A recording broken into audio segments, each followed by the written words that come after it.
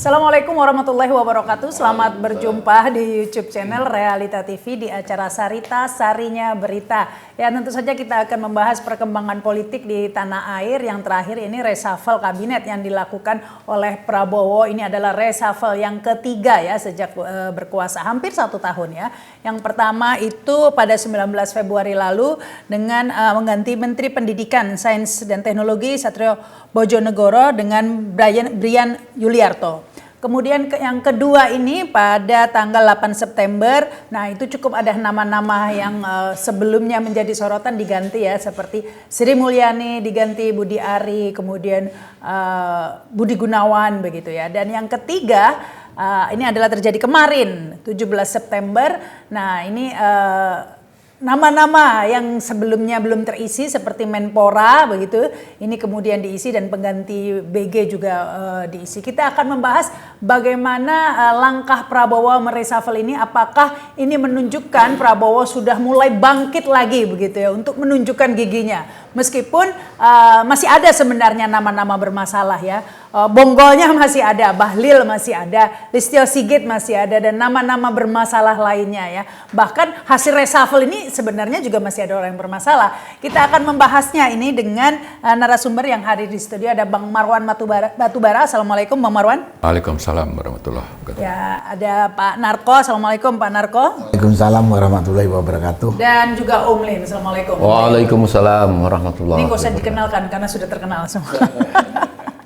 Langsung saja Bang Marwan, bagaimana melihat komposisi ini? Apa tampaknya ini langkah perlahan tapi pasti Prabowo untuk kemudian melakukan bersih-bersih di kabinetnya? Ya, kita ingin terima kasih Mbak Rahmah. Assalamualaikum warahmatullahi wabarakatuh. Terima kasih atas kesempatan ini untuk bisa berbagi atau berdiskusi pada hari ini ya. Pada prinsipnya kalau bicara tuntutan dan harapan publik, sebetulnya ini masih jauh dari yang dulu kita harapkan atau malah kita tuntut. Tapi kalau nanti menggunakan kata-kata bertahap, ya kita bisa saja bilang, oke lah mungkin bisa kita maklumi gitu. Karena yang dihadapi ini kan geng Solo, yang mungkin juga dianggap perlu dibalas jasanya oleh Pak Prabowo, tapi bagi kita balas jasa itu juga ada batasnya. Maka kembali tadi ke pertanyaan itu, saya kira kalau merujuk ke apa yang selama ini kita tuntut, tanggal 13 Oktober yang lalu selalu menjadi rujukan, itu ada sekitar 13-an orang ya, atau belasan orang lah menteri yang dititipkan, dipaksakan oleh Jokowi untuk diangkat oleh Pak Prabowo sebagai anggota kabinetnya. Dan ini masih bercokol, kecuali mungkin karena dalam perjalanannya seperti Budi Ari, ini memang sudah tidak tertahankan untuk tetap bisa dijadikan sebagai menteri. Kenapa? Karena berbagai fakta di lapangan, ya jelas belum di pengadilan, tapi ini menunjukkan ini orang terlibat judi online misalnya. Jadi karena itu terpaksa di reshuffle. Tapi yang kayak dedengkot di kabinet yang menjadi orang-orang Jokowi ya, seperti Bahlil atau Tito, kemudian Sigit, itu toh tidak segera diganti, padahal tuntutan masyarakat itu sudah begitu gencar dan sudah berlangsung lama. Tapi setidak-tidaknya Sri Mulyani yang sudah sekian tahun tak tergoyahkan akhirnya diganti juga. Ya, itu saya kira mungkin kita bilang bisa mengapresiasi lah. Tapi ya. Penggantinya juga orangnya Luhut sih. Ya, makanya jadi kita tidak terlalu berharap untuk adanya perbaikan yang signifikan ya dengan menteri baru ini. Tapi pada dasarnya memang saya tidak terlalu berharap bahwa orang sudah nyaman karena Sri Mulyani sudah diganti. Jadi masalah APBN nanti beres. Sebab apa? Sebab urusan APBN, anggaran harus berapa, programnya seperti apa, memaksakan misalnya MBG, atau membuat koperasi. Ini kan kebijakan yang paling tinggi, bukan kebijakannya Sri Mulyani misalnya. Memaksakan program yang terlalu berlebihan dalam kondisi keuangan seperti sekarang ini, lalu Menteri Keuangan yang dianggap sebagai penanggung jawab, saya kira tidak. Dan itulah yang terjadi selama ini, bahwa Presiden, apakah itu waktu Jokowi, atau dengan IKN-nya kereta ya, cepat dan macam-macam itu kan sebetulnya yang menjadi penentu utama untuk masuk di APBN itu ya presidennya. Jadi tidak bisa kita terlalu menyalahkan Sri Mulyani. Kalau memang uangnya sekian ya jangan memaksakan misalnya presiden itu. Tapi oke lah, ini saya kira memang di sisi lain bisa saja orang bilang tidak kreatif, terus memaksakan adanya pajak dan sebagainya. Tapi minimal akar permasalahannya bukan di bukan dia. itu. Nah, terus juga bahwa dia ini menjadi rujukan investor misalnya, apakah dari Amerika atau dari Eropa, intinya dari luar negeri lah ya, termasuk juga mungkin sebagian dari dalam negeri. Dia dianggap bisa mengendalikan fiskal untuk orang percaya. Dan dengan kepercayaan ini misalnya, ini kaitannya dengan nanti hutang. Kalau orang percaya, rating hutang itu bisa lebih baik, sehingga kalau berhutang itu nanti bunganya tidak terlalu tinggi. Tapi kalau orang tidak percaya, rating hutang itu turun, maka kita kalau berhutang itu harus membayar bunga yang lebih tinggi supaya orang mau masuk misalnya. Nah, ini yang dimiliki oleh Sri Mulyani. Kita tidak tahu untuk Menteri Keuangan yang sekarang ini seperti apa.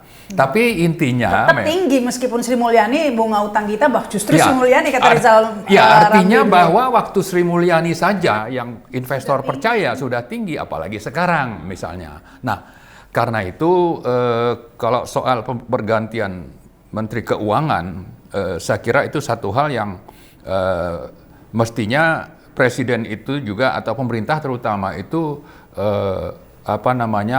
introspeksi lah. Karena siapapun Menteri Keuangannya pasti kedodoran ya, begitu ya. Nah, lalu juga jangan memaksakan program yang memang tidak prioritas.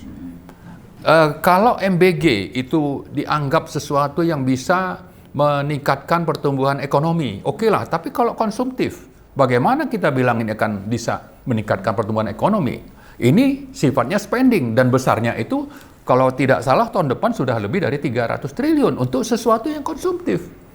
Nah, karena itu saya kira mengganti menteri oke, tapi presiden juga coba introspeksi dan menahan diri. Saya kira itu. Nah, yang lain-lain tadi kembali ke menteri-menteri yang kita harapkan diganti selama ini, ternyata tidak semua, mungkin baru 20-30%. Tapi oke lah, mudah-mudahan nanti dalam perjalanannya sampai tanggal sebenarnya nggak 20-30% sih Bang Marwan. Mereka ini sebenarnya diganti semua yang bermasalah, seperti Abdul Qadir Kardi. Ya, ada masalah. Immanuel Ebenezer. Emang sudah mau nggak mau harus. Mau nggak mau. Jadi bukan karena keberanian menghadapi geng Solo misalnya. Masih tetap saja bahwa apa yang menjadi antek-antek Jokowi itu masih tetap di sana. Kecuali BG nih, lumayan berani melawan Megawati. Ya, coba diisukan bahwa dia karena sakit sudah berapa kali minta mundur. Kita tidak tahu benar apa tidaknya itu. Tapi oke lah, itu sesuatu yang saya kira kita pantas apresiasi untuk nanti ke depan bisa lebih baik, terutama digugat kenapa demo besar itu Menko Polhukam itu tidak bekerja sesuai dengan yang seharusnya. Itu mungkin salah satu latar belakang, lalu ditarik-tarik bahwa ini ada kepentingan politik untuk menjatuhkan presiden. Tapi kalau bicara itu saya kira kita lebih pantas mencurigai geng Solo yang menjadi biang dari demo besar itu. Untuk apa? Untuk misalnya satu, kenapa kok sampai begitu gencarnya menggugat DPR? Ya, ada tuntutan 17 plus 8 misalnya. Nah, konon di balik itu ada upaya untuk memulai proses pemakzulan Gibran. Nah, ini harus dihambat. Nah, salah satunya menggugat DPR misalnya. Ini sesuatu yang mestinya Presiden harus sadari. Maka kalau kita bicara reshuffle dalam bulan September itu bisa terjadi 2 kali, ya, untuk nanti setahun pemerintahan, kita berharap Oktober itu reshuffle-nya benar-benar dilakukan. Dibersihkan 13 orang itu ya. Itu yang namanya orang-orang titipan dari Jokowi. Karena di samping ini titipan, lalu fenomena yang terjadi waktu demo itu sudah bisa menunjukkan sebetulnya Pak Prabowo itu juga tidak memang ingin jatuhkan ya, menurut perkiraan beberapa kalangan lah ya. Nah, kita memang tidak bisa mengklaim itu sesuatu yang benar, tapi minimal kita mengingatkan, jangan biarkan lagi nih orang-orang yang seolah-olah ada dalam pemerintahan Anda, ya Pak Prabowo, tapi pada dasarnya sebetulnya ingin menjatuhkan Anda, dan itu bisa dilihat pada fenomena bagaimana demo itu mengarah ya untuk tiba-tiba kok bisa seperti itu, lalu kok menggugat DPR, bukan sesuatu yang prioritas, dan yang menuntut itu sendiri saya kira selama ini kita bukan itu prioritas kita untuk menuntut misalnya 17+8 ya. Yang kita tuntut selama ini misalnya dari petisi 100, dari Purnawirawan, ya ada 8 itu, 8 dari Purnawirawan itu yang penting misalnya adalah pemakzulan Gibran, itu nomor 8, lalu mengganti menteri. Itu kalau tidak salah nomor 4 atau 5 menteri-menteri titipan tadi, itu lebih mendesak. Tapi kok itu tidak ada gitu. Kok bisa beralih ke 17+8 sementara yang esensial itu seolah-olah jadi tidak menjadi arus besar tuntutan dari demo. Karena itu, nah kok beralih ke sana? Karena itulah saya menganggap ini memang ada rekayasa dari geng Solo untuk tetap bertahan. Sekaligus shock terapi mungkin. Iya, jadi DPR jangan macam-macam nih, bisa disahronikan kalau sampai memakzulkan Gibran. Betul, ya? Tapi saya kira DPR tidak bisa seperti itu ya, karena perhatikanlah aspirasi rakyat. Jangan juga nanti mereka lalu mengakomodasi apa yang dituntut oleh orang yang punya agenda menunggangi demo itu, tapi lupa dengan hal yang sangat-sangat esensial bagi kita saat ini, yaitu tangkap dan adili Jokowi, makzulkan Gibran, lalu ganti yang namanya Kapolri. Kenapa ganti Kapolri aja tidak berani gitu? Ya kan, ini presiden seperti apa ini gitu? Berarti bukan pemegang mandat rakyat yang sudah diserahkan oleh rakyat pada Pilpres yang lalu. Kita bisa menyampaikan bahwa Pak Prabowo ini sebetulnya lebih mengabdi bukan kepada rakyat, tapi kepada Jokowi atau geng Solo, atau oligarki, atau juga termasuk di sana itu Cina. Inilah yang kita khawatirkan, karena itu kita tidak boleh berhenti bahwa ini sudah tuntutan mulai dipenuhi dengan demo besar, padahal itu adalah sesuatu yang sebetulnya demo yang ditunggangi, dan yang dipenuhi itu adalah hal-hal yang remeh-temeh, bukan yang esensial. Seperti kita sudah catat dari... Bukan hanya pengalian isu aja, pengalian demo juga. Betul, ya. Jadi karena itu saya kira... Pengalian tuntutan ini namanya. Betul. Jadi kita berharap nih demo dari yang memang murni dari masyarakat, melihat kondisi di lapangan, ini terus berlanjut. Dan saya dengar dari teman-teman, itu ada namanya gerakan gladiator, ya, gerakan aliansi untuk petangkap koruptor. Nah, ini bulan depan akan memulai, dan saya kira berbagai fakta lapangan, bukti-bukti, alat-alat bukti untuk ditangkapnya misalnya orang-orang yang terlibat dalam korupsi selama ini ya, seperti misalnya Erick Thohir. Ini kan dicurigai terlibat dalam penjualan saham GoTo kepada Telkom, ya, atau Bahlil misalnya, itu dalam hal izin tambang dan sebagainya. Atau Erlangga Hartarto itu terlibat dalam korupsi CPO. Masih aman semua itu ya mereka. Betul. Ya? Nah, kenapa ini malah reshuffle itu ngangkat Erick Thohir gitu, Pak Prabowo ini? Ini seperti apa ini? Maunya apa ini Pak Prabowo? Diturunkan dari BUMN, tapi ya, diangkat lagi diangkat lagi jadi Menpora.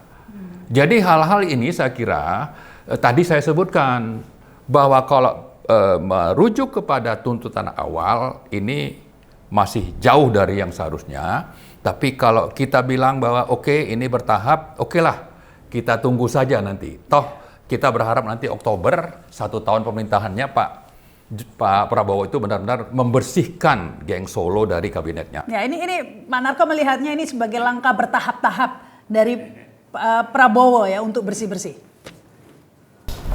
Gimana? Silakan Pak Narko. Terima kasih Bu Rahma. Assalamualaikum warahmatullahi wabarakatuh. Waalaikumsalam. Tadi Bu Rahma mengatakan Mbak ini reshuffle ketiga. Kalau saya bilang ini masih yang kedua atau 2,5. Karena yang kedua kemarin itu kan memberhentikan Budi Gunawan. Tidak diisi. Memberhentikan Dito Menpora tidak diisi. Baru sekarang diisi. Berarti kan ini masih Jadi bagian satu, ya. jadi bagian yang kedua tuh. Nah, itu yang pertama itu. Jadi saya bilang ini masih reshuffle yang kedua. Wakil Menteri yang banyak sama KSP, ya. Kodari. Karena kan memang yang kemarin apa istilahnya diberhentikan, dicopot atau diapakan memang belum diisi. Yaitu Menko Polkam dengan Menpora. Nah, kemudian kalau ngelihat isinya saya bilang ini reshuffle main-main hanya untuk Selingan. hanya untuk mengelabui rakyat bahwa ini sudah reshuffle. Dari semua nama, kemarin kalau nggak salah ada 11 itu, ada 11 kalau nggak salah. Yang baru, yang kita belum pernah lihat berkiprah di dunia politik, walaupun dia sebagai think tanknya Prabowo, yaitu Pak Jamari Caniago. Nah, saya kenal ini senior saya, tapi kan di dunia militer dulu, di politik dia belum pernah lihat. Tapi ya mudah-mudahan dia lebih baik lah. Setahu saya dulu ini orang yang objektif, logis. Di militer, setelah di dunia politik kita nggak tahu, tapi mudah-mudahan baik. Tapi jabatan ini menurut saya jabatan yang nggak diisi orang juga nggak apa-apa. Menko Polkam kan ya? Ya enggak. Terbukti selama Prabowo jadi presiden, Menko Polkamnya kan nggak ada kiprahnya apa-apa, si Begi. Nggak ada kan? Berarti Polkam itu kalaupun nggak ada orang nggak apa-apa gitu. Nah, mudah-mudahan sekarang setelah diisi orang baru itu, ini komentar saya itu, diisi orang baru, Jamari Caniago betul-betul Polkam ini berperan sebagai koordinator kan, politik dan keamanan kan. Jangan kayak kemarin tuh semuanya saling berdiri sendiri-sendiri gitu. Nah, itu satu itu. Kemudian saya yang di Menpora. Menurut saya kalau dilihat dosanya dari catatan, kita kan bisa punya catatan walaupun belum ada keputusan pengadilan. Kan selalu orang menyerang kita kalau kita mengatakan ini orang bersalah. Nggak ada kok keputusan pengadilan. Ya karena pengadilan di kita ini kan bisa diatur. Kalau orang salah nggak usah ditarik-tarik ke pengadilan supaya bisa dijatakan dia bersalah gitu kan. Dito kita tahu, Dito Menpora yang lama itu kita tahu dia punya catatan katanya menerima suap BTS. Ya udah dikembalikan. Sudah dikembalikan. 27M. Nah, 27M. Setahu kita di dunia informasi itulah dosanya Tito, kalau mau dikatakan itu dosa. Nah, terus bandingkan dengan Erick Thohir yang seperti yang dikatakan oleh Pak Marwan tadi. Erick Thohir ini merusak BUMN. BUMN itu hutangnya katanya hampir sama dengan hutang negara yang resmi itu. Siapa yang pernah nyatakan? Itu Miss Bakun itu pernah ngomong tuh. Hutang negara sama hutang itu hampir sama BUMN. Ya pada era kepemimpinannya si Erick Thohir. Tahu sekarang jadi Menpora. Ya. Ada satu lagi nama yang tidak terlihat, tapi ini manusia sebetulnya boleh dikatakan kalau dibelah kepalanya sama kepala Jokowi. Siapa? Udori. Iya, dia kan pencetus 3 periode itu dia. Dia itu pendukung Jokowi sejak 2014. Dan ini jago manipulasi angka di KPU. Jago melakukan rekayasa. Jago atau licik? Survei kosong. Yang kita tahu survei itu banyak bodongnya. Ada yang udah tahu dia sekarang jadi kepala staf Presiden KSP. Kepala staf kantor kepresidenan ya. Loh, itu kan yang membuat schedule kegiatan presiden. sekarang Kudori. Ya kan? Dan lain-lain. Saya ngeliat di situ. Nah, jadi menurut saya dari belum yang menyangkut masalah wakil-wakil menteri yang lain. Tadi dari Erick Thohir dengan dari Kudorina ini kelihatan Prabowo itu cuman bonekanya oligarki atau bonekanya Jokowi. Dan bukan atau. Apa? Ya dan. Ya Jokowi dan oligarki itu jadi satu kok. Iya. Prabowo itu apapun omongan dia, kita bisa lihat, kita bisa duga atau kita simpulkan bahwa dia di bawah kendali. Masih takut ini jadi maling kundang mungkin kan jadi presiden gara-gara tidak. Jokowi. Bukan, saya bilang bukan jadi maling kundang. Dia durhaka dengan 280 juta rakyat Indonesia. Jadi Prabowo dia lebih mementingkan kepentingan oligarki atau kepentingannya si Jokowi daripada kepentingan rakyat Indonesia yang hampir 300 juta ini. Dia berkhianat kepada seluruh rakyat Indonesia. Karena dia sebagai presiden, menurut saya dia masih jadi bonekanya Jokowi. Itu lihat orang-orang yang diangkat itu sekarang. Jadi nggak bisa bilang ini itu. Dia belum bisa melepaskan diri. Kemudian saya sambutkan, saya sebetulnya sebagai purnawirawan juga ada juga sebagai anggota di petisi 100. Kita sudah ngajukan petisi 100 kah atau purnawirawan yang menyatakan forum purnawirawan prajurit TNI. Kita akan dukung Prabowo, tapi Prabowo kita minta melepaskan diri dari Jokowi. Itu kita nyatakan dalam 8 poin pernyataan purnawirawan prajurit TNI yang didukung oleh banyak kelompok. Itu bukan hanya maunya purnawirawan TNI, itu hasil kajian para purnawirawan TNI dengan para tokoh-tokoh aktivis dan tokoh-tokoh politik. Prabowo ini kalau mau jadi presiden yang independen, yang mencintai negara, yang mau membangun bangsa Indonesia dan melaksanakan amanah rakyat, laksanakan 8 poin itu.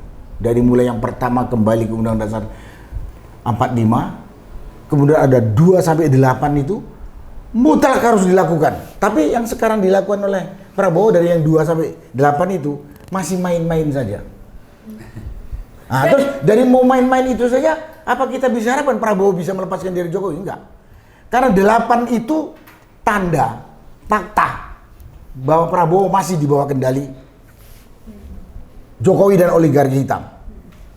Saya mungkin kalau ulang secara garis besar aja, 8 poin itu di samping yang nomor 1 kembali ke Undang-Undang Dasar 45 asli, yang kedua sampai ke 8 kita bilang hapuskan PSN. Karena ini ada proyek Malah rempang lagi juga sekarang. Ya, PSN itu proyek yang menjolimi, merusak rakyat dan merusak lingkungan. Memang dia ada keluarkan keputusan RPJMN 2024 sampai 2029 menghapus di atas kertas, saya katakan. Tadi Bu Rahma udah katakan, di Rempang masih jalan.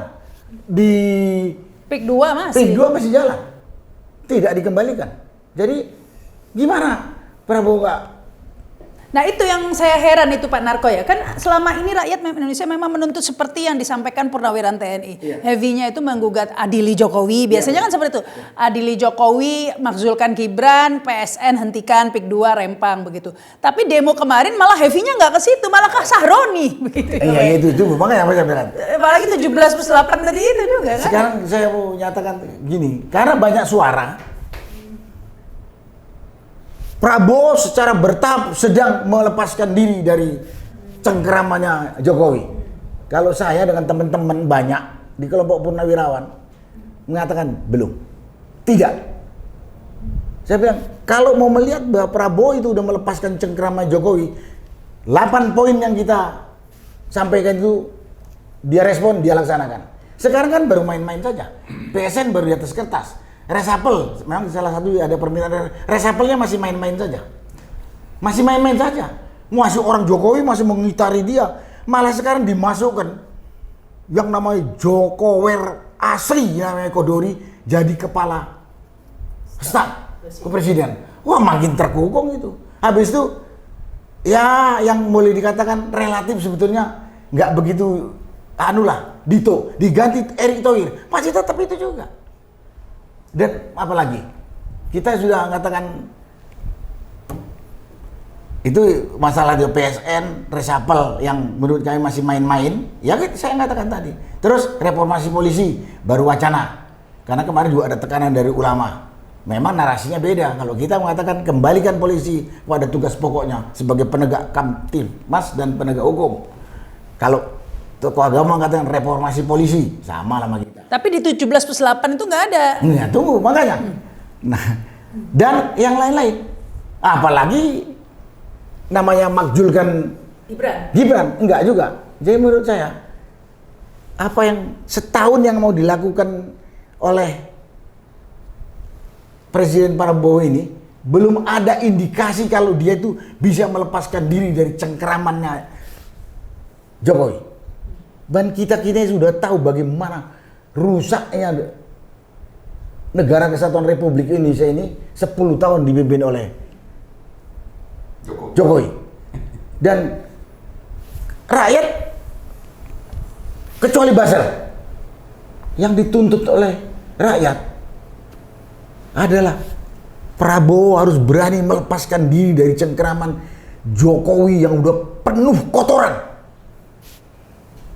Sampai lembaga luar negeri pun mengatakan kok dia itu ranking 2 atau ranking 3 sebagai penjahat, koruptor dan koruptor, penjahat dan koruptor.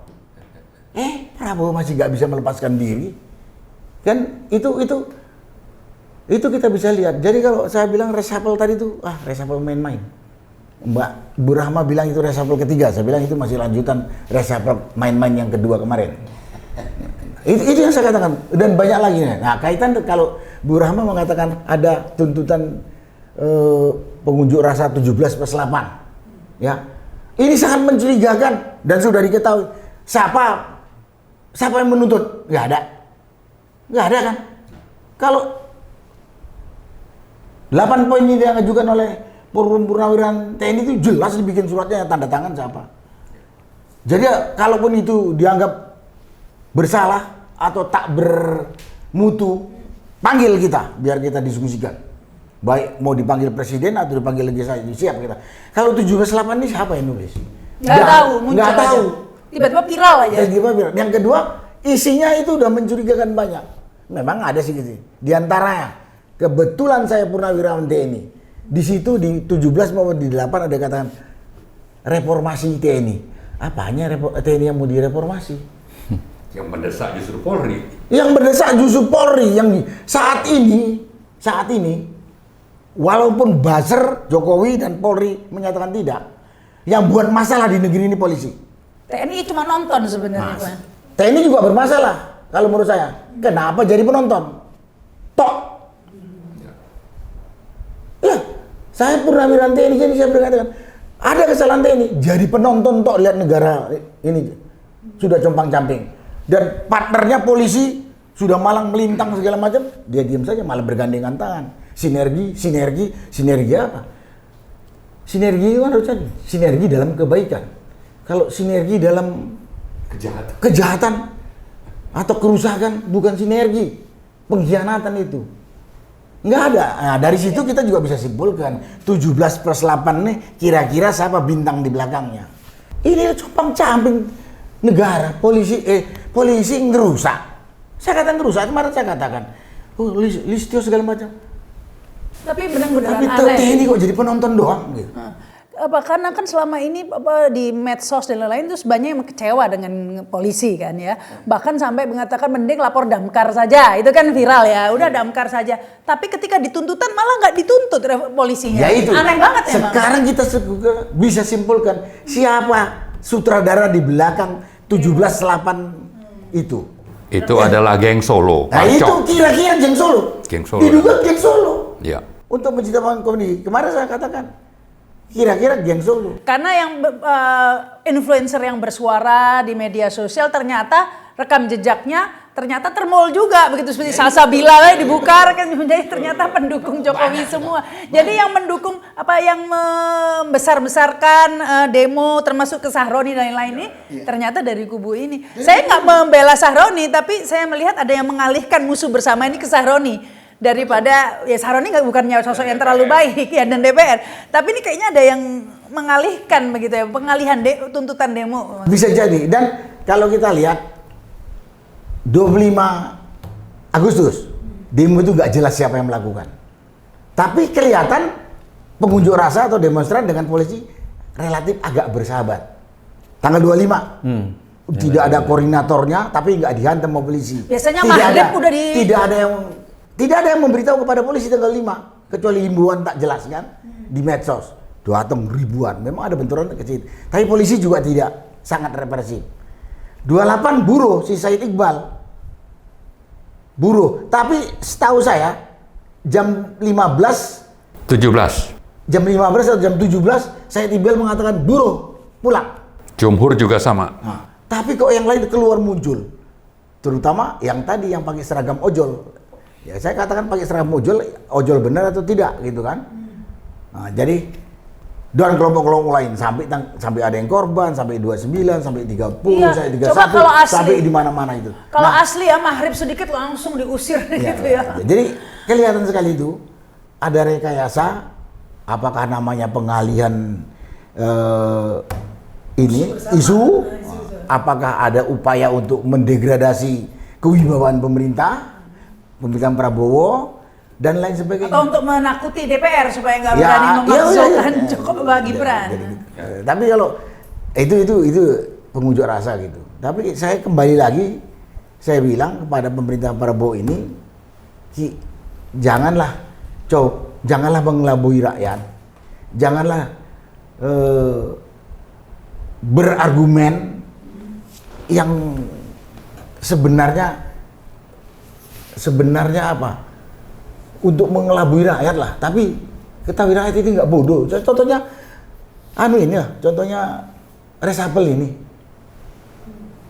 Reshuffle ini belum menunjukkan bahwa dia mau bersih-bersih atau mau mulai mengurangin kelompok Jokowi yang sekarang mengitari dia supaya dia bisa menjadi pemimpin yang lepas dari cengkraman presiden lama yang namanya Jokowi yang udah ngerusak bangsa ini.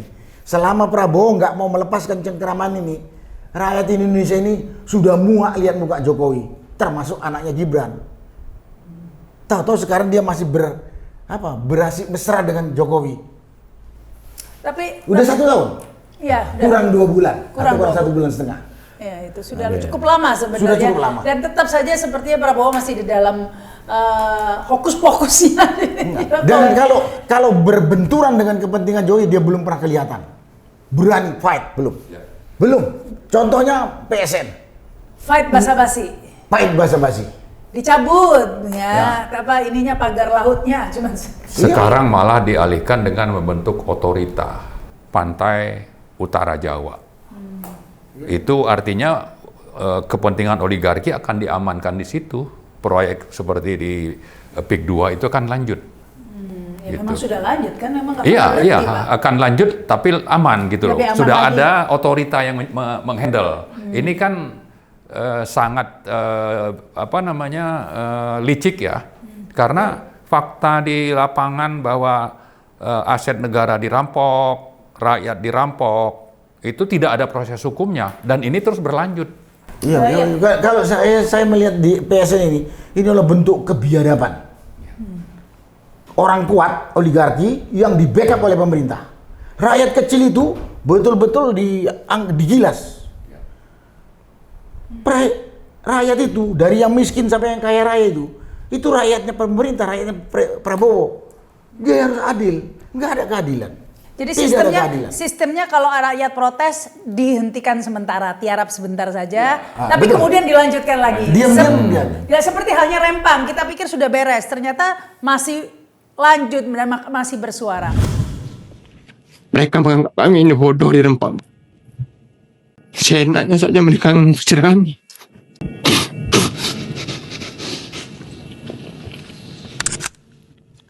Dua hari yang lewat, kami peringati 7 September tersebut bahwa kami ini masyarakat Rempang masih akan melawan. Kami adakan pesta rakyat di sana. Kami adakan pasar murah di sana. Kami akan buktikan bahwa Rempang itu hasil buminya dan hasil lautnya sangat melimpah. Bahwa dari dulu kami ini hidup sejahtera, aman, nyaman. Ketika BBM naik, ketika sembako naik, kami masyarakat Rempang tidak pernah mengeluh. Tidak pernah kami minta bantuan. Pak, turunkan BBM, turunkan sembako. Kami sanggup. Bahkan dari kami petani dan nelayan, kami sanggup menyekolahkan anak kami sampai ke sarjana, Pak. Jadi kurang apa lagi kami? Apa kurang sejahtera kami? Kurang nyaman kami? Kurang aman kami? Enggak.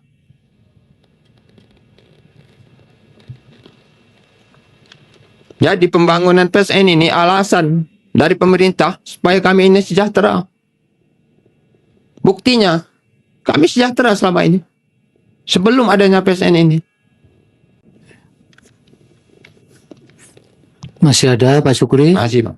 Jadi, dipersingkat waktunya. kejadian kriminal ini tidak hanya dilakukan oleh pihak tim terpadu. Kami pernah diserang oleh PT MEG. Sampai warga kami ada yang patah tangannya nenek-nenek. Ada yang berdarah, ada yang pecah kepalanya. Bahkan ada yang pernah kena busur. Jadi kami sebagai warga sangat menderita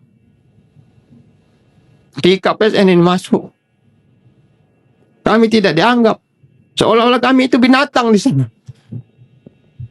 Di mana keadilan negeri ini? Ketika melihat warga dan masyarakatnya, rakyatnya sejahtera. Mereka ingin merampas ruang hidup kami.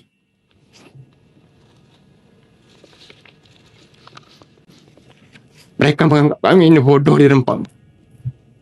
Seenaknya saja mereka mengusir kami.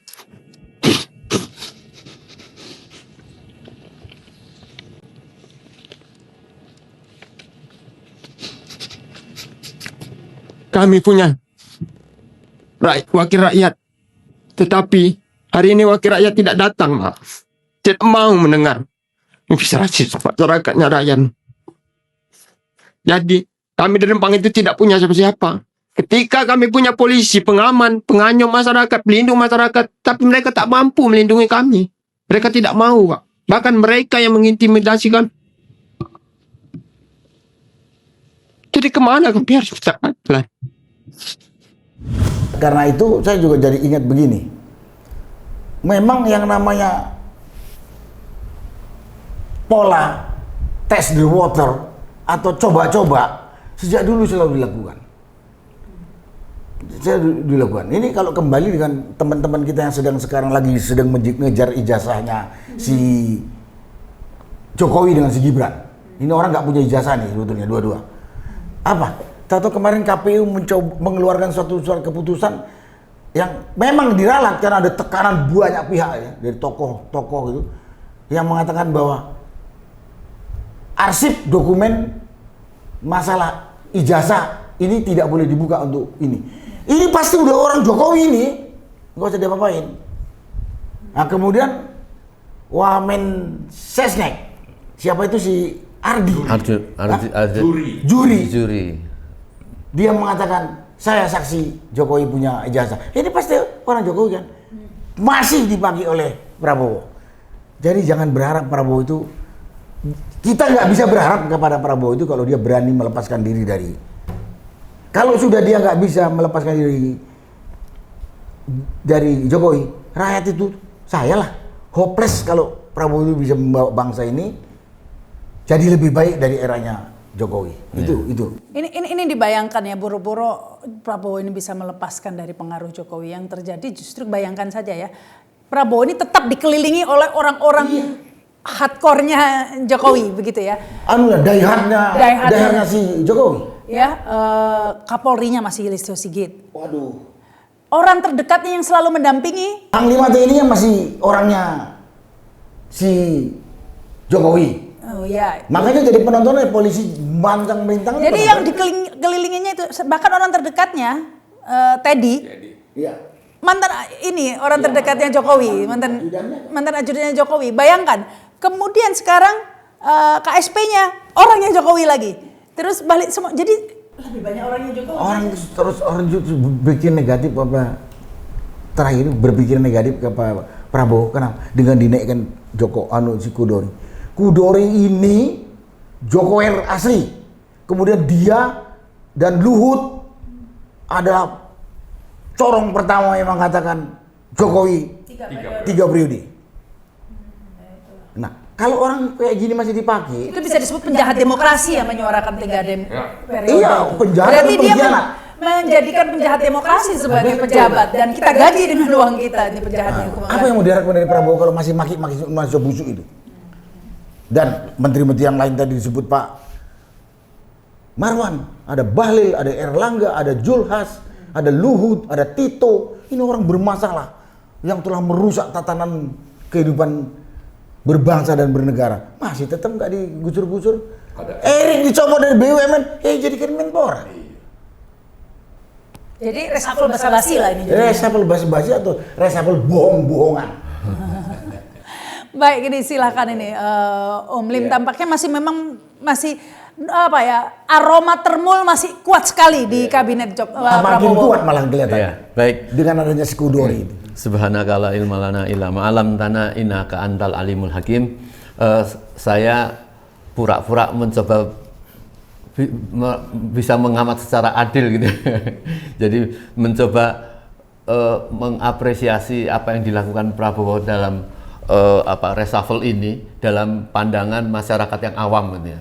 Karena lepas dari kejelian dari 2 senior saya ini, masyarakat hanya melihat misalnya fokus pada keberanian Prabowo menggantikan atau menghentikan si Raja Judol nih, Menteri Budiari, dan dia berkoar-koar dan Prabowo melakukan reshuffle pada saat dia ada RDP di DPR dan dia berkoar-koar mengaku saya akan diberikan jabatan baru. Jadi seolah-olah dia mengerti sekali apa yang jadi tindakan-tindakan Prabowo.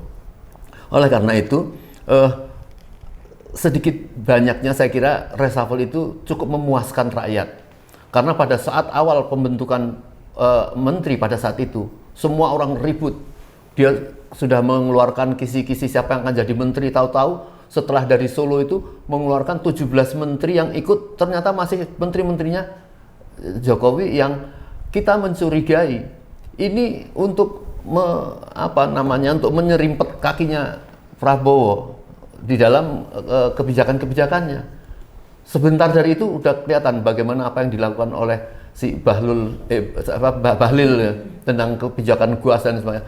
Ini dia tetap akan mengamati apakah Prabowo ini concern terhadap menjaga dia. Karena orang punya dosa, punya kesalahan itu kan yang menjadi concern kan itu, dia menjadi ketakutan itu, maka membentuk segala macam ada Jokman dan lain sebagainya. Nah, oleh karena itu apa yang dilakukan ini saya kira kita dukung. Karena memang orang-orang yang diganti ini juga menjadi catatan bagi rakyat. Tapi tidak kemudian kita harus seperti one for all selesai gitu ya. Memang kita harus menjernihkan masukan-masukan. Kalau kita sepakat sementara ini mendorong atau mengkoreksi Prabowo agar memperbaiki ini, ya kita harus memberikan masukan-masukan yang jelas dan dilakukan atau tidak. Nah, saya melihat apa yang dilakukan Prabowo terhadap reshuffle ini merespon keinginan rakyat. Ya. Karena Budiari ini merasa sekarang orang-orangnya akan marah. Apa salah Budiari itu? Seolah akan mengusut apa yang menjadi catatan-catatan mereka terhadap Prabowo, atau Jokowi juga siap-siap mungkin mau mengeluarkan sprindiknya misalnya itu.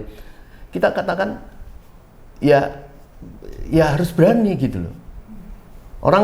Rakyat awam mengatakan ini jangan-jangan Prabowo pemain cantik ya. Pada saat dia hidup Jokowi, tapi dalam hatinya mungkin lihat ya nanti ya. Mungkin yang lihat nanti itu mungkin saat ini. Nadiem Makarim itu kan padahal semua kan setornya ke Jokowi Yakult. Itu. Itu kan sudah semuanya jelas kan. Budi Ari lah, iya itu berarti Noel, Budi Noel. Ari, Nadiem. semua store ke Jokowi. Kenapa Prabowo nggak berani memerintahkan Jaksa Agung panggil Jokowi? Dari situ kan kelihatan juga. Bertahap-tahap. Bertahapnya itu yang Jadi- musibah. Sabar, tapi kan setidak-tidaknya mereka sudah berani. Ini semua kan tadinya kayak Nadiem, Noel, itu semua kan tadinya merasa aman. Karena nggak bakal berani lah ini orangnya Jokowi. Tapi nyatanya sudah berani, meskipun belum sampai ke Jokowinya, begitu kan. Nah, jadi saya kira mungkin kalau ada apa itu namanya apa itu oposisi ya bermain cantik lah kepada Prabowo. Pokoknya begini ya. Jadi Main lagi ada Jokowi. kita dukung Prabowo itu tentu tidak seperti memberikan cek kosong gitu loh. Jadi betul-betul ada catatan ini yang dilakukan. Kalau tidak dilakukan akan ini mestinya melakukan itu. Nah, jadi kita berharap Prabowo ini betul-betul mungkin punya cara cantik mungkin ya, tapi jangan dikhawatirkan Pak Narko tadi kan mengelabui atau menipu rakyat ini.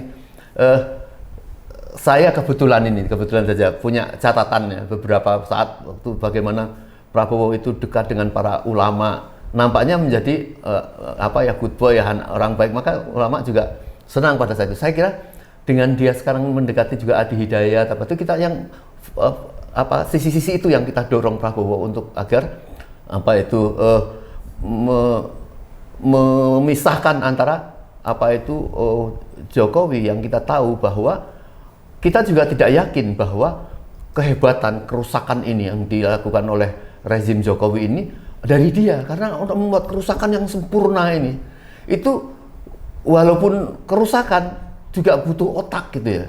Kita tahu kemampuan dia. Jadi artinya apa? Ada gerombolan yang mendorong atau membimbing Jokowi untuk ini. Ini yang saya kira Karena skenarionya juga ini cantik juga ini skenarionya. Berarti ada sutradaranya juga. sampai gitu. orang yang mengatakan ini apa sih ini? Kalau Pak Taufik Baudin jelas ini PKI gaya baru.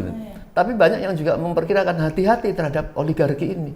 Oligarki ini kan dia bukan saja ingin menjadi pengusaha, tapi penguasa.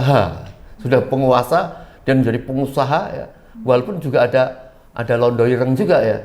Kalau lihat apa itu Pak Luhut itu Masya Allah, semalam saya lihat videonya perusahaan yang Toba itu ya di Irian dan sebagainya. Masya Allah, ini perusahaan atau orang gitu. Negara atau orang. Tapi Luhut bilang enggak, saya nggak punya perusahaan kok. Waktu saya habis dong untuk bikin negara katanya. Iya. Jadi kan ini Toba Bara ya, Toba Bara atau apa? saya yakin berharap ya kalau Pak Prabowo itu kita bisa harapkan didorong untuk melakukan itu, dia tahu sebenarnya seberapa banyak catatan-catatan terhadap Luhut dan sebagainya, mungkin pelan-pelan. Oleh karenanya saya kira rakyat juga harus bersatu mendorong memberikan papan-papan yang jernih sehingga kita bisa terjadi evolusi lah ya. Kalau revolusi misalnya masih dikhawatirkan terjadi suatu kerusakan yang mendalam. Nah, saya kira ini coba bayangkan misalnya ada Raja Juli ya. Diam-diam dalam keadaan kayak gitu. Ternyata orang yang dimasukkan oleh Raja Juli itu di dalam Kementerian Kehutanan itu ada 11 orang kader-kader PSI. Berapa gajinya? Kalau gajinya 100 juta, 10 orang itu sudah berapa? Jadi ini terus yang sedikit-sedikit harus dikupas ya. Jadi saya bisa memahami ya kalau Rocky Gerung itu mengatakan ini bajingan benar. Jadi bajingan itu kalau orang Jogja itu memelesetkan ini, kalau saya bilang ini barjiman ini. Nah, jadi tapi dalam kata bahwa dia adalah sebagai presiden bukan perorangan.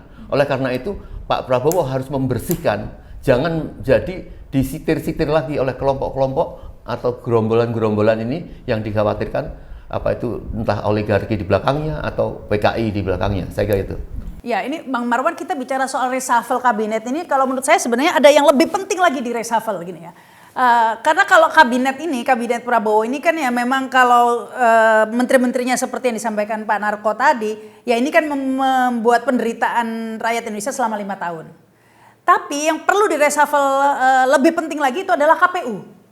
Karena ini akan memperpanjang penderitaan rakyat Indonesia 5 tahun lagi ke depan begitu. Kalau KPU-nya tetap termul, ini episodenya berlanjut 5 tahun lagi nih Pak.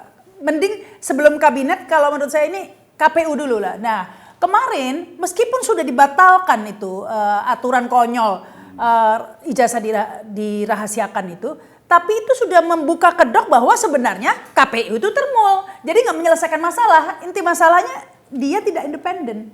Sehingga nggak mungkin menghasilkan pemilu yang hasilnya baik untuk 5 tahun ke depan. Jadi itu menurut yang harus didesak nih Bang Marwan agar di reshuffle.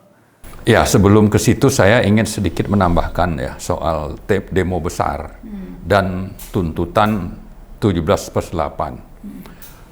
Tuntutan itu kan diatasnamakan bahwa ini tuntutan mahasiswa. Padahal mahasiswa waktu itu sama dengan buruh sudah menyatakan tidak akan melanjutkan demo. Tapi ngaku-ngakunya ini tuntutan mahasiswa. Lalu fenomena yang juga kita lihat dalam konten tuntutan ini lebih untuk sesuatu yang normatif. Tapi sekaligus juga mengadres DPR. Untuk tadi saya sebutkan mengamankan Gibran dari proses pemakzulan.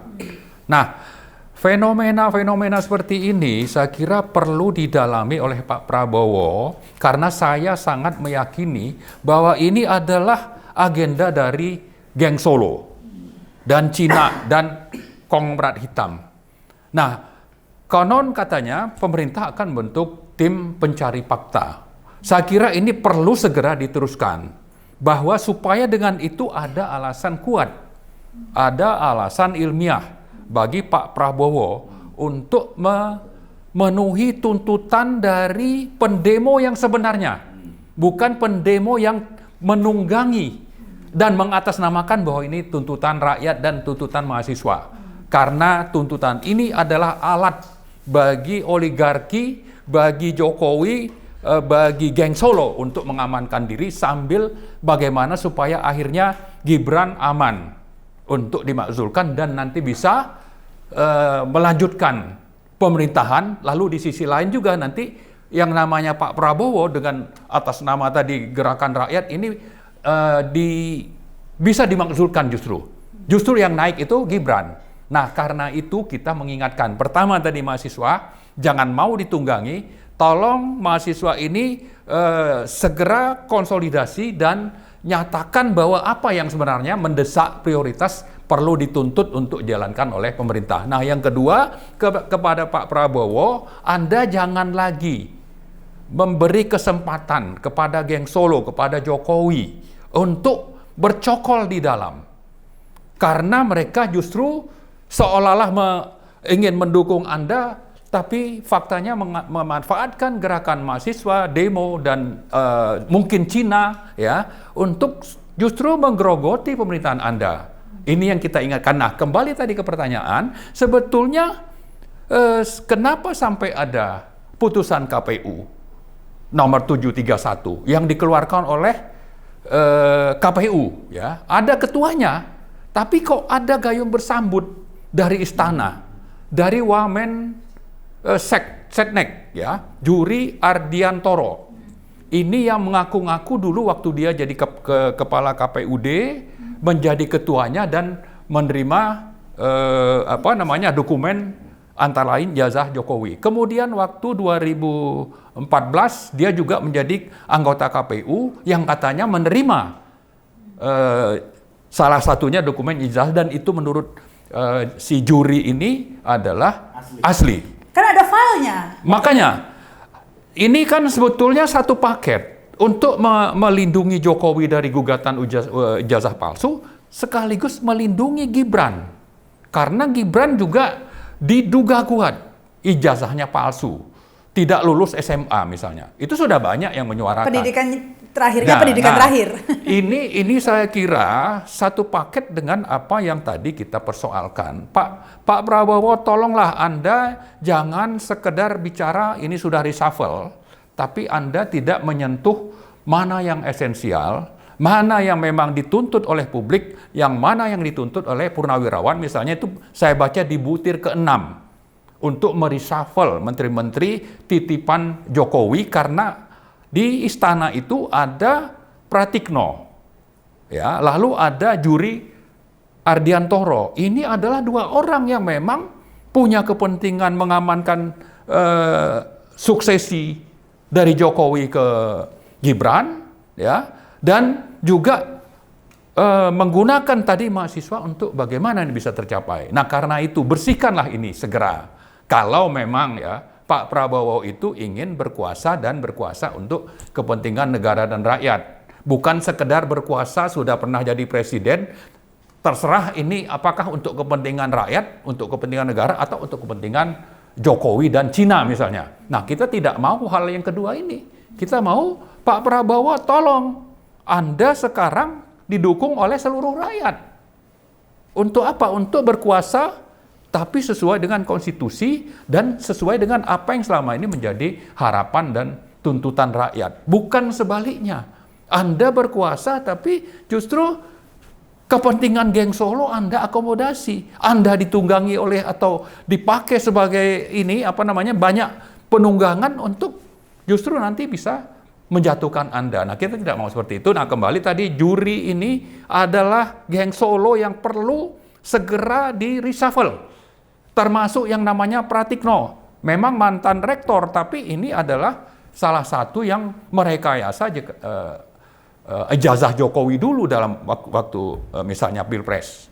Jadi karena itu sangat mendesak 17+8 saya kira bukan prioritas. Yang prioritas adalah terutama yang selama ini disuarakan oleh rakyat dan juga disuarakan oleh Purnawirawan dan juga petisi 100, yaitu yang utama adalah tangkap dan adili Jokowi, 2 makzulkan Gibran, 3 pecat yang namanya menteri-menteri titipan dari Jokowi dan salah satunya itu adalah Kapolri. Dan 4 hentikan PSN.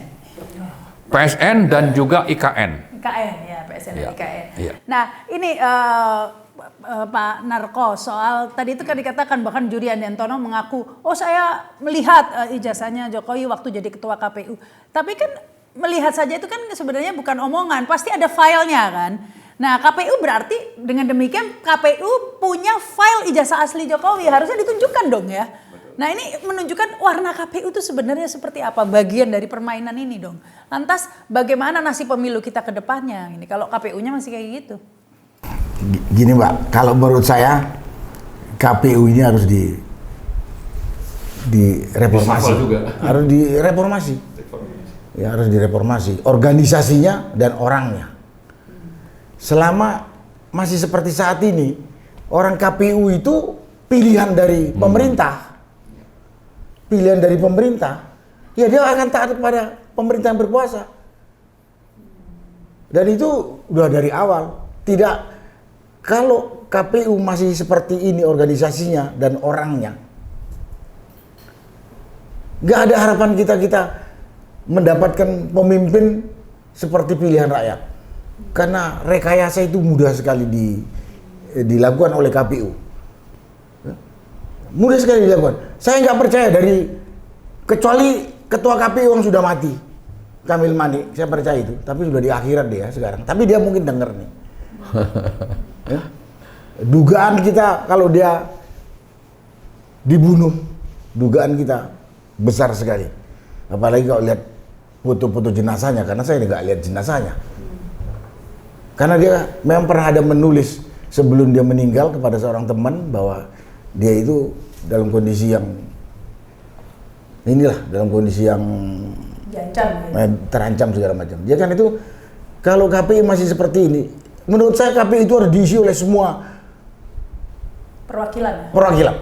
Di situ harus ada perwakilan TNI, di situ harus ada perwakilan kejaksaan, di situ mungkin ada perwakilan hakim, mungkin di situ juga ada dari tokoh masyarakat atau tokoh agama, terbuka dan aktivis.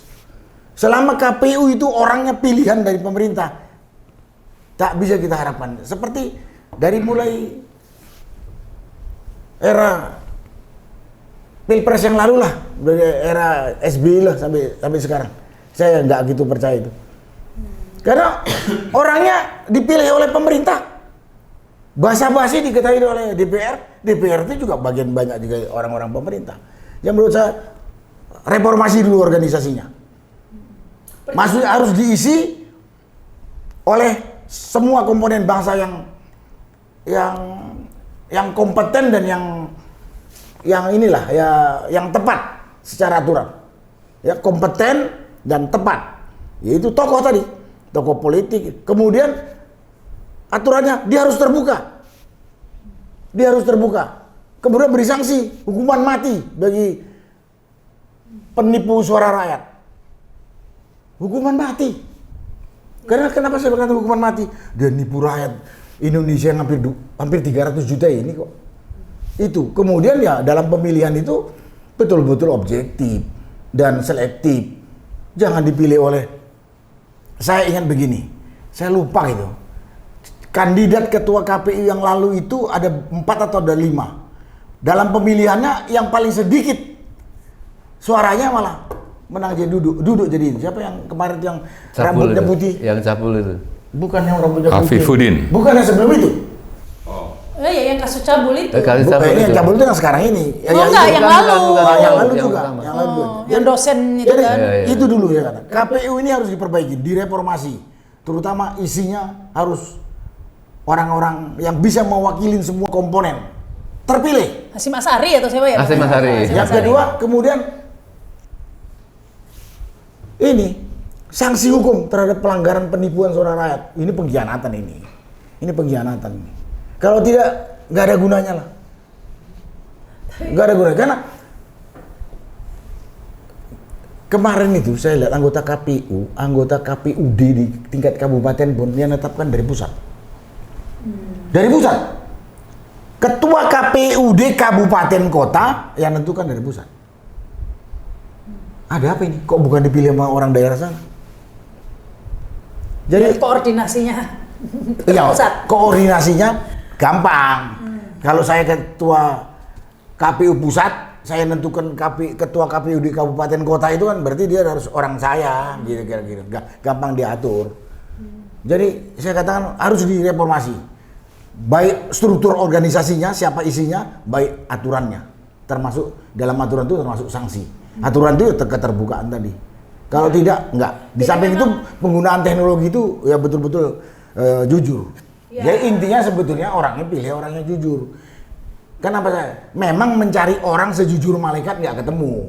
Tapi kalau yang milih pemerintah ya nggak mungkin orang yang jujur yang dipilih, justru yang cabul itu yang dipilih. Iya, makanya dibuat reformasi pemilihan itu harus terbuka. Nah ini lucu nih Pak Narko ya. Kita punya KPU untuk mengawasi pemilu, begitu kan? Nah untuk menyelenggarakan pemilu. Nah KPU ini selama ini dipilih pemerintah.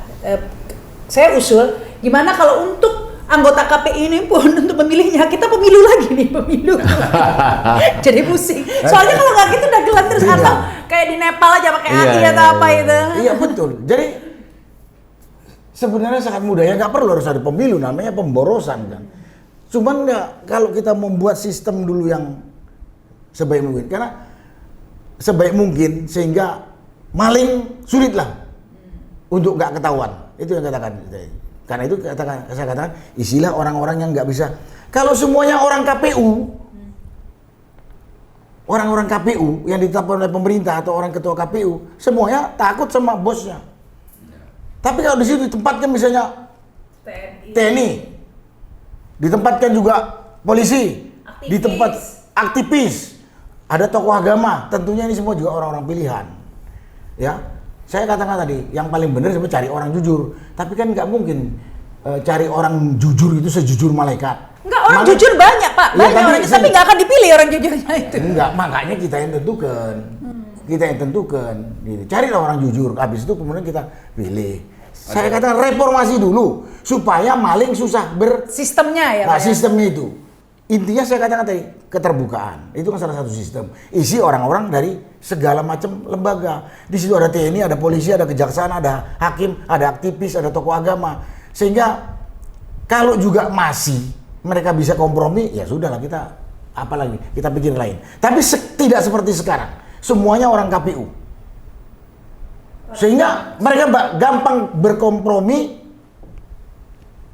untuk sesuatu sesuai kepentingan yang mereka mau. Tapi kalau di situ ada TNI, ada segala macam. Mewakili berbagai elemen itu, bukan karena mewakili misalnya Cermosa. TNI, Baik. dia kan lapor kepada bosnya, Panglima TNI. Polri dia akan lapor kepada Kapolri, kejaksaan dia juga lapor kejaksaan. Nah gitu, jadi Tapi- sistem dulu reformasi. Iya, muaranya itu temunya. Ada hal yang sebetulnya bisa jadi rujukan juga. Dulu waktu sehabis reformasi, KPU-nya itu kan keanggotaannya berasal dari partai-partai. Iya, ya itu sudah salah. Itu salah Artinya- satunya. Nah, itu salah satu. Kalau mau ditambahin lagi mungkin dari lembaga yang ada, atau dari kampus, atau dari tapi ada wakil partai di situ Iya, yang itu salah. Iya, Itu- ya, sehingga- jadi kepentingan partai itu bisa Iya, yang saya maksud- pasti tidak akan berkompromi lah, mudah-mudahan ya. Yang saya maksud itu seperti itu, diisi oleh orang-orang yang berkepentingan menjaga nama dia, hak dia. Nah, partai dimasukkanlah di situ. Sehingga dengan sistem gitu orang tidak bisa mencuri seperti Iya, sekarang. dulu zaman Kusumaria masih ada Kusumaria, tapi anak Surbandingrumnya kena juga ternyata ya habis itu ke SBY. Makanya itu satu itu sistem tadi diisi dari orang partai, dari perwakilan instansi pemerintah, dari tokoh aktivis, sehingga Ya. kemungkinan mereka kompromi untuk menjadi maling sulit. Itu dulu, baru orangnya dipilih. Iya. Ya, tapi kemudian termasuk di dalamnya sanksi hukum. Karena ya segini, KPU ini bukan hanya merugikan kita 5 tahun ke depan, potensial juga membubarkan negara. Kok bisa? Kalau hasilnya kemudian sangat menyakitkan rakyat, rakyat ngamuk, apa nggak potensial itu untuk pecahnya negara kita? Jadi di samping kalau cuma membuat penderitaan 5 tahun ke depan, masih mendingan lah. Lebih parah lagi ini. Lebih parah lagi, akibat keputusannya bisa mengecewakan seluruh rakyat, potensial untuk membuat negara ini pecah.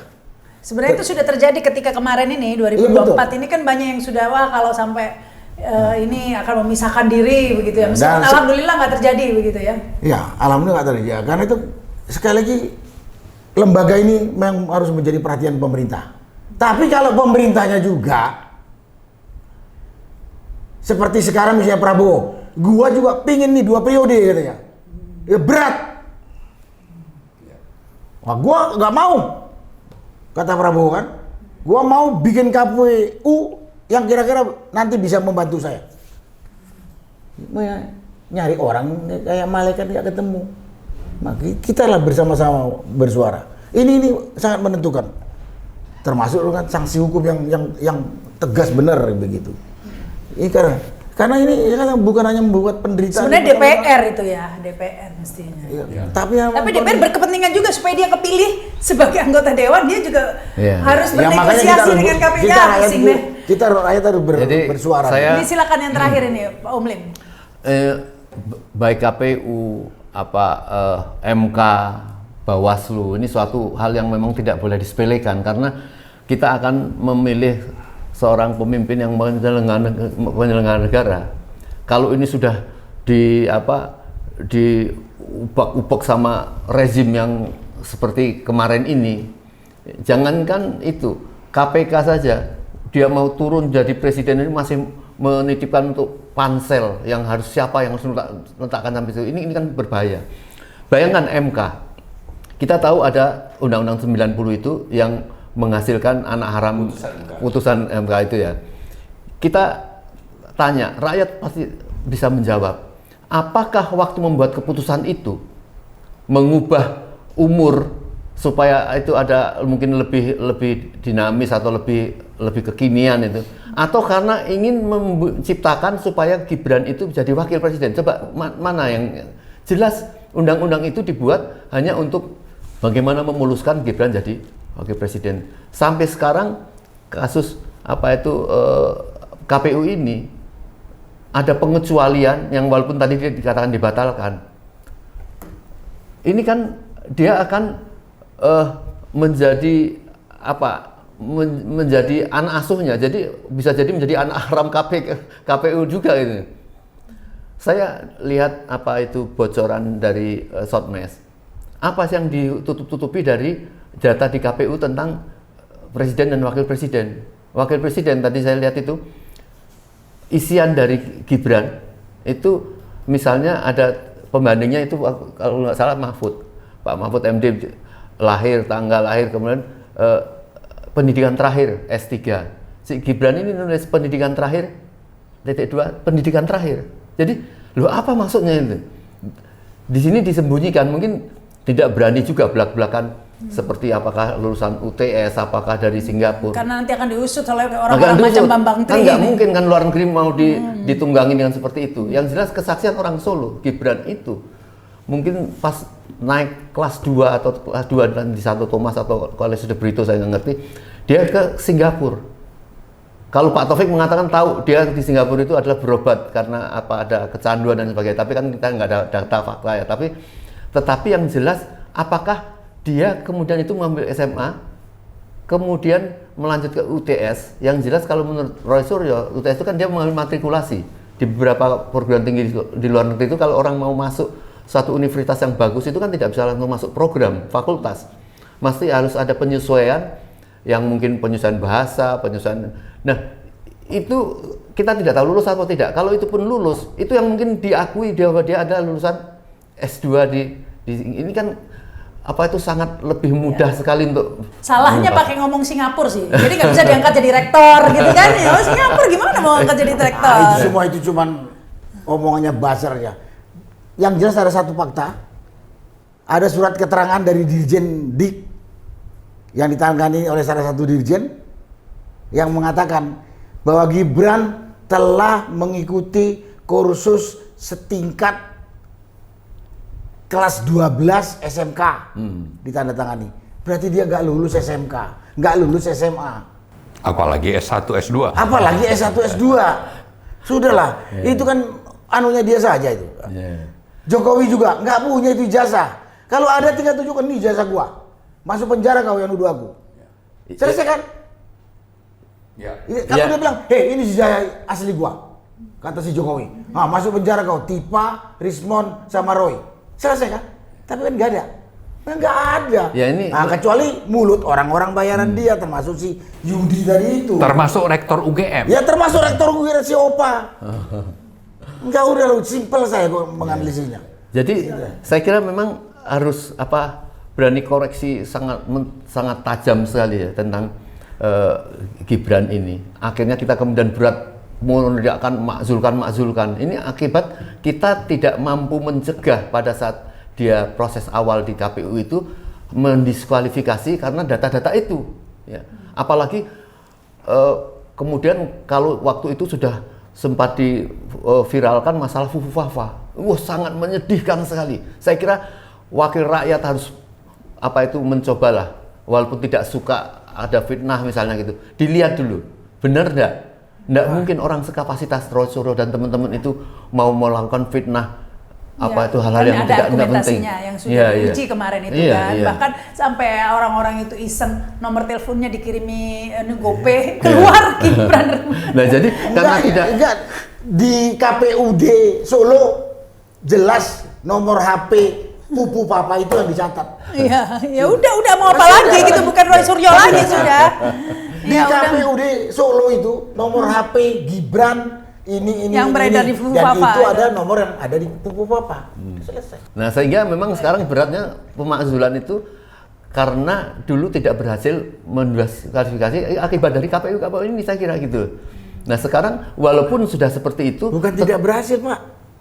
Orang KPU itu orangnya dia. Ya, karena presidennya masih iya itu dia bilang nggak berhasil. Jadi ya seperti saya kira itu yang harus dilakukan. Tapi alhamdulillah saya lihat forum Purnawirawan ini kan tidak putus asa melakukan pemakzulan itu bukan tidak ada dasarnya, ada konstitusinya karena sudah ada pejabat kan di pasal 7 UUD 45 itu kan salah satunya ada masalah kapasitas moral gitu. Itu kalau dilihat dari Fafa itu menyedihkan sekali ya. Nah, ini yang tidak boleh putus asa. Kalau sampai kita tidak berhasil nih menghentikan Gibran ini, kalau termul ini masih tetap ngeyel, dan kita harus ingatan Pak Prabowo, kita sebagai seorang muslim ya, itu kalau sudah berumur di atas 40, 60 itu kan kita sudah tinggal nunggu. Kalau Pak siapa itu angkatan laut kita kan simatupang, siang malam tunggu panggilan. Kalau Islam itu kan diberikan modal oleh Allah itu dengan umur itu seperti kayak jam pasir ya. Jam pasir itu sisa umur kita itu tinggal pasirnya berapa itu. Itu yang kita khawatirkan. Kalau kemudian si Gibran jadi lagi, maka senang sekali ini yang ingin dijaga keamanannya karena banyak dosa-dosa dan kebohongan-kebohongannya. Nah, sehingga memang harus segera dihentikan. Baik. Kalau tidak, rakyat Indonesia pasti Baik. akan lebih menghadapi sesuatu yang sulit. Ya. Ya, itu tugasnya Om Lim sebagai ustadz.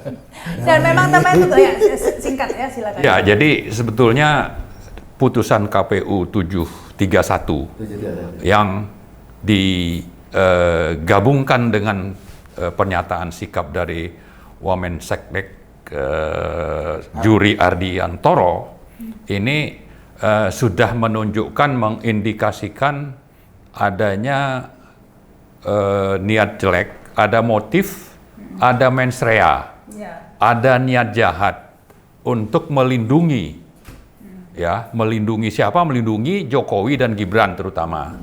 Nah, ini mens rea ini tidak bisa hanya diperbaiki dengan minta maaf, lalu putusan KPU-nya dibatalkan.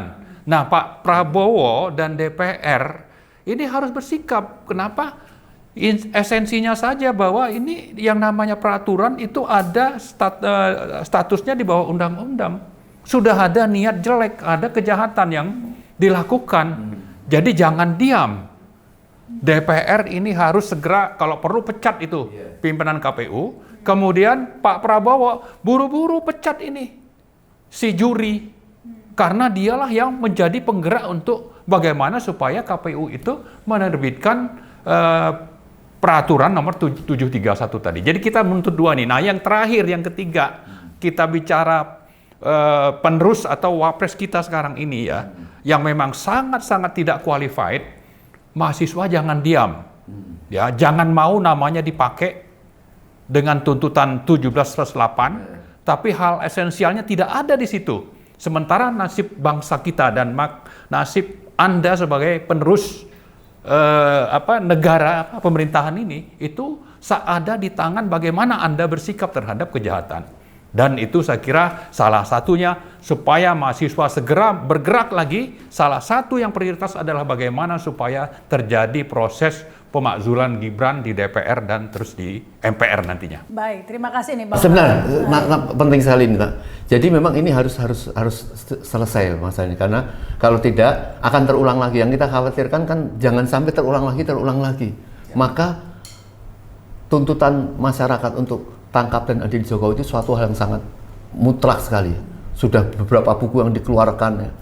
Terakhir dari Mas Rizal Fadilah meyakini ya, ini data loh ya, bukan narasi, bukan opini, yaitu ijazah Jokowi palsu.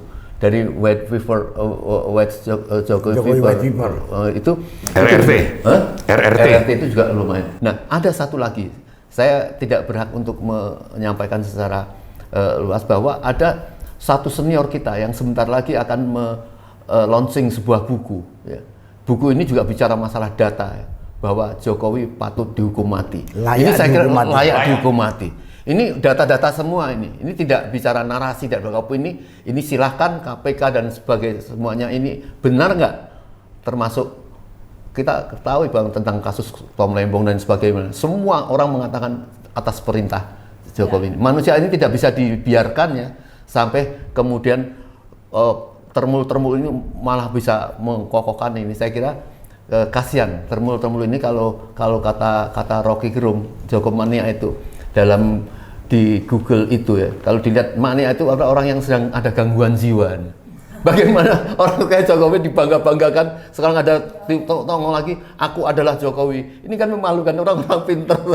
Saya kira itu. Baik, terima kasih ini ya, terima kasih Pak Narko, Om Lim dan juga Bang Marwan. Yang pasti tadi itu ya tetap bersuara ya, karena memang DPR-nya saat ini sudah tidak bersuara begitu, tetapi rakyat masih bisa bersuara. Buktinya sudah ada di Nepal ini ya, akhirnya bisa merubah. Tentunya kita tidak ingin seperti itu, tetapi pagi hari ini saya cukup bangga begitu ya. Ini karena netizen bersuara, saya lihat di medsos, ini wali kota, kepala sekolah SMPN Prabu Mulih gitu, yang dipecat gara-gara menegur anak wali kota. Berkat netizen bersuara, bergotong royong begitu ya, bersuara akhirnya Balik, sudah balik bekerja Iya, batal lagi. Batal di- dipecat dan bisa kembali lagi. Artinya, kalau kita bersuara, kalau kita diam saja, kita bisa menghentikan kejahatan dan ketidakadilan, begitu. Saya sedikit nambahin, Bu Rahma. Nah, mungkin sebagai penutup, saya pada kesempatan ini mengajak semua komponen bangsa, dari generasi muda sampai yang generasi lansia, yang mencintai negara kesatuan Republik Indonesia ini, dan masih mau bertanggung jawab menjaga NKRI ini dari warisan orang tua kita, dan kita berkewajiban mewariskan kepada cucu kita. Mari kita bersatu, bersuara, mendukung Prabowo, membackup Prabowo, tapi juga kita meminta Prabowo melepaskan diri dari Geng Solo. geng Solo atau Jokowi. Ya. Jadi mari bersatu membackup Prabowo Untuk bisa lepas. untuk bisa melepaskan diri dari cengkeraman Jokowi dan oligarkinya. Kalau tidak, Prabowo punya beban berat sampai akhirat. Akan dikatakan juga sebagai pengkhianat bangsa seperti Jokowi. Jokowi ini sudah jelas pengkhianat. Udah menjual kedaulatan, menjual kehormatan, menjolimi rakyat, mengacak-acak kehidupan berbangsa dan bernegara. Kalau sekarang Prabowo presiden tidak bisa melepaskan dari cengkeraman Jokowi, saya yakin Prabowo sampai akhirat pun akan mendapat predikat pengkhianat bangsa ini. Ya? Karena itu kesempatan ini saya ngajak semua komponen bangsa. Kita minta Prabowo melepaskan diri dari Jokowi dan kita backup Prabowo untuk menghadapi kelompok pengkhianat bangsa ini. Jangan diam saja. Kalau diam saja, kita berdosa juga kepada anak cucu kita dan kepada Tuhan.